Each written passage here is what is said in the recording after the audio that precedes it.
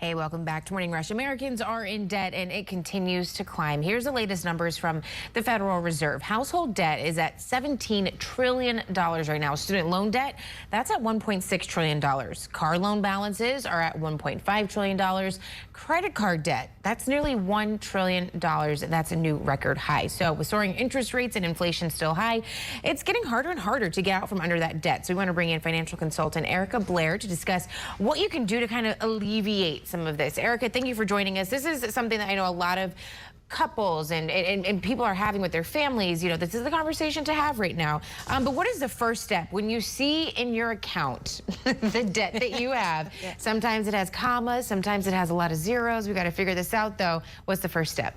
So I always say the first step is you've got to get a clear picture of your financial situation. So before you can start tackling the debt, you need to create a budget. Okay. Or some people think that budgets are restrictive, so they like to call it a spending plan. But you've got to know what monies are coming in and what monies are going out. So that's always the first step. Get a clear picture of your financial situation, and you can do that through software. There's free software like mint.com, and then there's software that you can pay for. I like a particular software called Monarch. But with that, then you can start to tackle your debt. And there is nothing more humbling than looking through your statements and saying, I spent that? Right. I didn't think, but yes, you were at the drive-thru at Zaxby's spending all that money, okay? Yes. But what kind of debt would you say? I listed a few things out there: credit cards, student loans, car loan, things like that. What is the most detrimental to hold on to, and what should you tackle first? So there are two different strategies that you can use to tackle debt. So one is called the snowball effect, the debt snowball effect, and that's where you actually list your debts from smallest to largest, and then you're going to pay off the smallest debt first.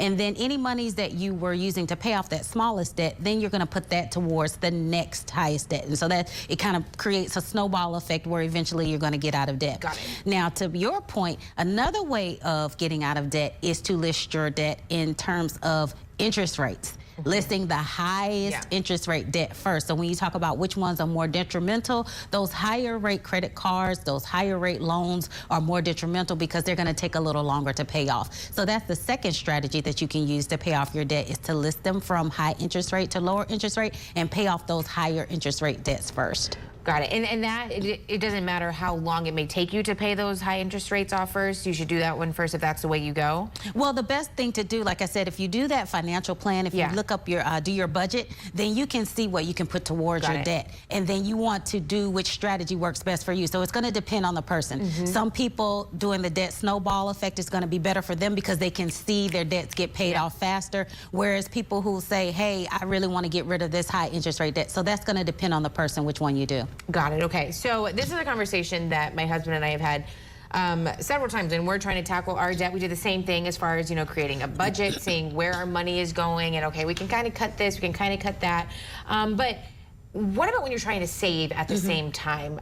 You're kind of juggling a lot of different things, but how do you do that? Do you save a little bit and pay off a little bit? Do you say, you know what, we should just knock out the debt completely and then save after? How does that work? Yeah, so I say the best thing to do is you're going to save a little bit and pay off your debt. So that's why that getting a clear picture of financial situation and that budget is so important, because you always want to save. Saving is a habit. You want your money to be working for you at all times. So when you're paying off debt, your money is not working for you. But right now with high interest rates, I know people, you know, talk about the bad things about high interest rates, but the good thing about it is that you got these high yield savings accounts where your money is going to work harder for you. So you put a little bit in and a little bit extra is going to be added on top because of the interest rates in your savings accounts. All right, good advice there. Erika, thank you so much for joining us. I appreciate it.